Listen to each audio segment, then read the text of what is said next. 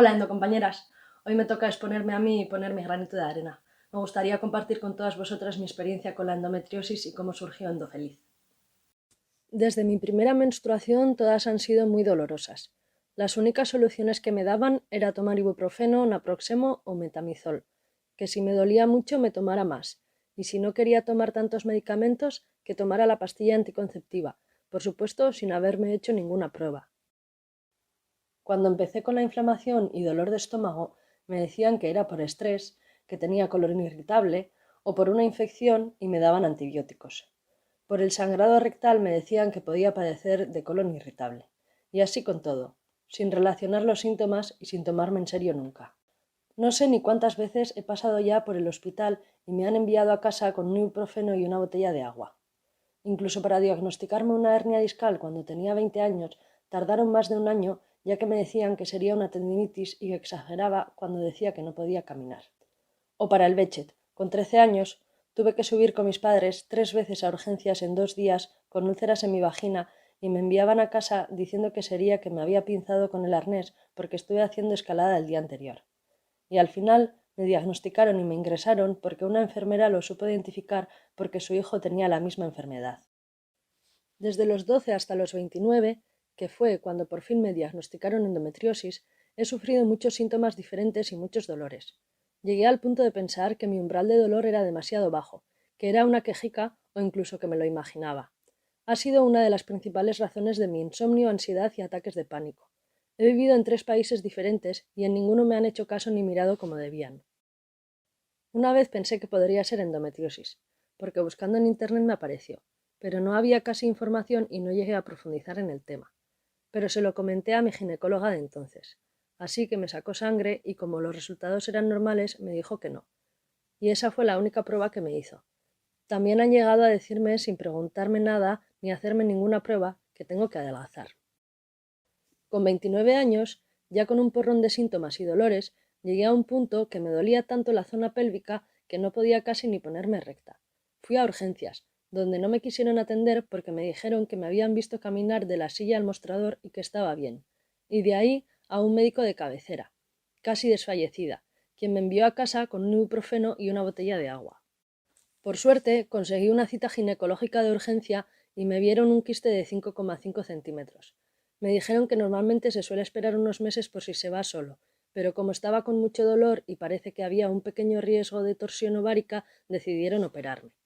Fue justo al principio de la pandemia, cuando empezaron con las cuarentenas en diferentes países, y en muchos hospitales me decían que si eso llamara en un mes y ya se vería. Por suerte, un hospital me hizo un hueco a la semana. Iba a ser una cirugía ambulatoria a primera hora de la mañana y por la tarde ya me podría ir a casa. Cuando me desperté después de la operación sentí que había sido algo gordo. A las horas vino el cirujano y me dijo que cuando me abrieron se encontraron con una endometriosis severa, estadio 4, extragenital, y el quiste resultó ser una endometrioma. Me habían encontrado tejido endometrial adherido en el útero, la trompa izquierda, el ovario izquierdo, la vejiga, el intestino y el recto, y estos órganos estaban pegados entre sí. Y al extirparme el quiste de chocolate tuvieron que quitar un trozo del ovario izquierdo y realizar cirugía plástica. Por suerte pude conservarlo. Utilizaron el método de cauterización. Me hicieron una buena operación, pero si hubiese sabido de antes lo que tenía y pudiera haber elegido, buscaría a alguien que utilizara el método de decisión amplia. Bueno, lo primero que me dijo respecto a la enfermedad fue que si quería quedarme embarazada, ahora sería el momento de intentarlo, y que si no, tomase la píldora anticonceptiva hasta que quisiera quedarme embarazada. Que tendría que ir a mi consulta ginecológica para que me recetaran tratamiento hormonal. Me quedé flipada. ¿Y yo? ¿Y mi salud? En ningún momento me dijo qué es la endometriosis ni qué efectos tenía sobre mi cuerpo. Solamente me habló de la parte de mi enfermedad que también afecta al hombre, la reproducción. Entonces empezó mi verdadera investigación. Empecé a leer y a buscar en internet todo lo que pude sobre la menstruación y la endometriosis. Comprendí que no estaba loca y que todos los síntomas que sufría tenían una explicación.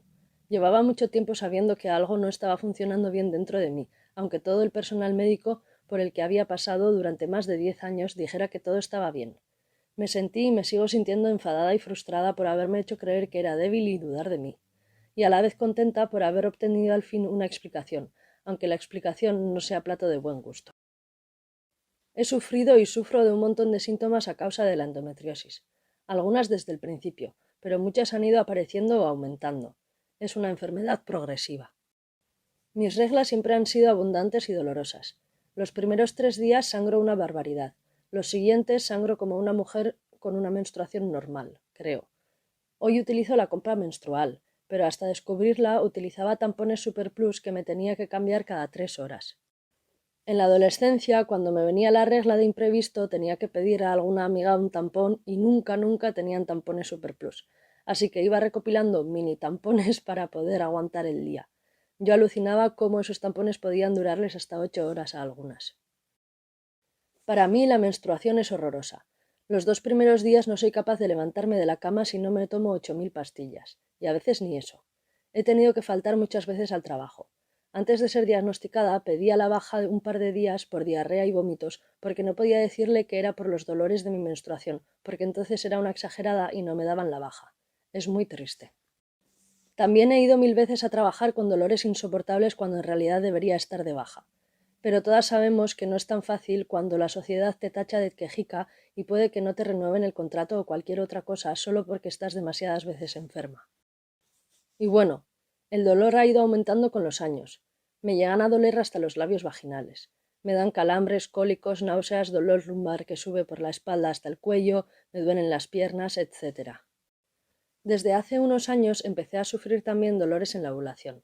Sufría de dolor pélvico y lumbar desde la ovulación hasta después de la menstruación. Siento como si mis ovarios fueran unas pelotas que pesan todo el rato. Con este síntoma también vino el dolor al practicar sexo con penetración. Me suele doler en la parte del útero, como si tuviera un tope, y si llega a tocar ahí, depende de la postura, veo las estrellas. Una vez tuve que ir a urgencias, pero como siempre, todo estaba bien. Y claro, el desequilibrio hormonal y el dolor en las relaciones sexuales me bajaron la libido. También meo mucho, y una vez que me entran ganas de mear no puedo aguantar mucho tiempo. No es incontinencia, es una sensación entre dolor y pesadez. Esto ha disminuido mucho desde la operación. Y los días que estoy con la regla, cuando voy al baño es como si me dieran unos pinchazos o calambres muy fuertes desde el recto hacia arriba. Y sangraba por el recto. Eso era por las adherencias de tejido endometrial que tenía. También solía tener sangre en la orina. Me han llegado a atiborrar de antibióticos por presentar un poco de sangre en la orina y no entender los dolores que sufría. Siempre que le da la gana a mi cuerpo. Como algo que no debo o bebo alcohol. Estoy ovulando o menstruando, mi estómago se hincha como una pelota y se pone dura. Hay días que me entran unos pantalones y otros días no. Y por supuesto me duele, sobre todo en el esófago al final del esternón. Me duele tanto que no puedo ni dormir. Esto me provoca náuseas, mal aliento y estreñimiento y descomposición en el mismo día. Y a veces se me inflama el intestino. Sufro de ileitis crónica. Tengo jaquecas, ansiedad, insomnio, altibajos emocionales, pérdida de memoria y falta de concentración, y se me inflaman hasta las encías. Muchos alimentos me inflaman o me sientan muy mal, y tengo deficiencia de varios nutrientes. Tengo que tomar suplementos todos los días. Después de la cirugía sufrí los primeros días para ir al baño, y las molestias pélvicas y de las incisiones me duraron unas semanas. Tardé más o menos un mes y medio en encontrarme bien. La cirugía fue positiva. El dolor crónico pélvico disminuyó. Me mejoró un poco la digestión, redujo la cantidad de coágulos y tejidos en mi menstruación, dejé de sangrar por el recto al ir al baño y disminuyeron los calambres en el recto los días de mi menstruación. Pero, por desgracia, la endometriosis no desapareció y sigo luchando cada día para sobrellevar los síntomas. Una vez diagnosticada, el problema era que no me decían nada más sobre la enfermedad y que lo único que me decían era que me tenía que hormonar. Mi ginecóloga de entonces se enfadó conmigo porque no quise las pastillas sin haberme explicado mi enfermedad ni en qué consistía el tratamiento. Cambié a otro ginecólogo que tampoco me explicó nada y solamente me decía que si quería quitarme los dolores tenía que tomarme esas pastillas, además de decirme, sin ningún tacto ni empatía, que una de mis trompas parecía obstruida después de mi cirugía, pero que bueno, si quería hijos tenía la otra. Al final encontré una ginecóloga con la que me entiendo. Poco a poco empecé a asimilar que en algún momento tendría que probar con un tratamiento hormonal, y entendí que tendría que cambiar de hábitos y seguir una dieta antiinflamatoria. Me puse en contacto con las asociaciones y grupos de mujeres con endometriosis que encontré en las redes sociales. Les pedí consejo y me correspondieron.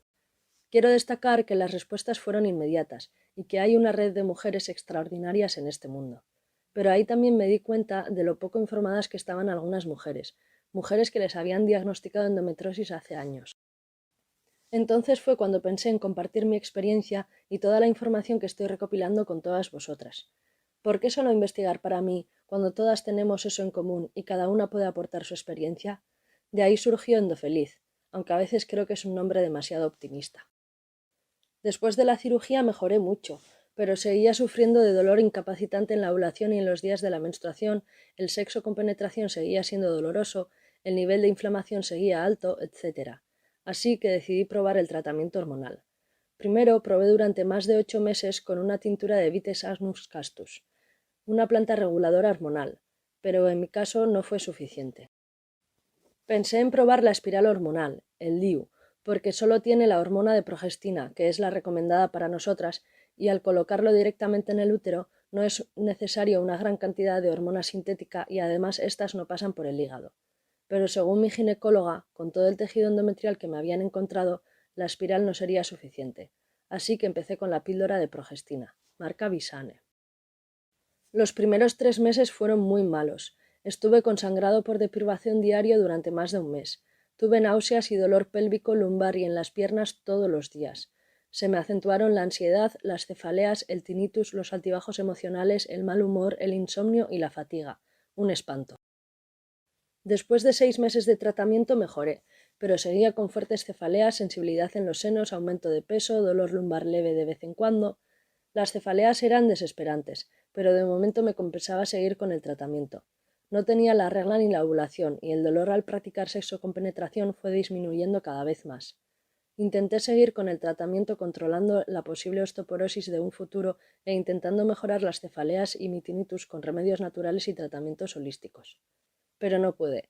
Las jaquecas me superaron y decidí cambiar a la píldora de toda la vida, la combinada, pero sin la semana de descanso, de manera que no tuviera la menstruación. Después de 3 meses con ese tratamiento mejoré, pero llegó un punto en el que me sentía muy hinchada, me aumentó la sensibilidad en los senos y empecé con molestias en la zona pélvica, así que tuve que hacer una semana de descanso para provocar la menstruación. También empecé a tener problemas de tiroides y de hígado. Me están haciendo un seguimiento para ver si el tratamiento se estabiliza. Ahora estoy probando cada cuánto tengo que hacer ese descanso semanal, 1, 2 o 3 meses. Y si este tratamiento tampoco me resulta satisfactorio, probaré con la espiral hormonal. La verdad que las reglas siguen siendo incapacitantes y me han vuelto otros síntomas. Seguiré probando hasta que encuentre un equilibrio para mi día a día. Me da miedo volver a estar como estaba justo antes de la operación y que no se pueda hacer nada. También me da miedo que me tenga que operar más veces. A veces siento que soy una pringada que siempre está enferma. Es una lucha constante durante toda nuestra vida. Además de lidiar con la enfermedad, tenemos que soportar la negligencia médica y la presión social. Luchamos cada día contra la enfermedad, el personal sanitario, la sociedad, el mundo laboral, la presión, los estereotipos y más. Es muy duro vivir con una enfermedad crónica. Supongo que os identificaréis con lo que me pasa muchas veces. La gente me dice que me ve bien, que tengo buena cara, cuando en realidad por dentro estoy fatal. O que estoy mejor, que he adelgazado. Estoy harta de eso, bien sea por el desequilibrio hormonal, por la inflamación, porque con los dolores es imposible hacer ejercicio regularmente o lo que sea. Nuestro cuerpo simplemente tiene que ser funcional para cada persona y creo que lo hacemos lo mejor que podemos. Luchamos todos los días por nuestro bienestar como para estar preocupándonos también de las reglas sociales en las que se supone que estamos mejor o más guapas con un Michelin menos. Bastante tenemos ya. Por mi parte, tengo que decir que me he topado con gente de todo tipo en todos los ámbitos, pero soy muy afortunada de contar con una pareja, familia, amigas y amigos que me apoyan e intentan comprenderme siempre. Gracias a todas por tanto y mucha fuerza y ánimo. Y como siempre, sería estupendo que le dieras like al vídeo, te suscribas al canal y le des a la campana para que puedas seguir informando y podamos seguir apoyándonos. Os dejo debajo del vídeo también los enlaces de mis redes sociales. Cuidaos mucho y hasta pronto.